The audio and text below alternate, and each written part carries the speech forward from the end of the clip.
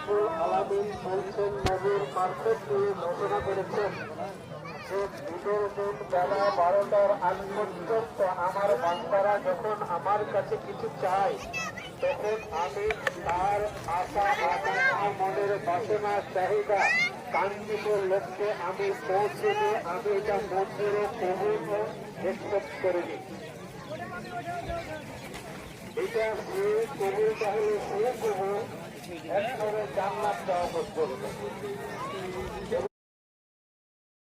রব্বুল আলামিন বলছেন নবীর মারফত দিয়ে ঘোষণা করেছেন যে বিগত দিন বেলা 12টার আগ পর্যন্ত আমার বান্দারা যখন আমার কাছে কিছু চায় তখন আমি তার আশা আকাঙ্ক্ষা মনের বাসনা চাহিদা কাঙ্ক্ষিত লক্ষ্যে আমি পৌঁছে দিয়ে আমি এটা মঞ্জুর কবুল একসেপ্ট করে নিই।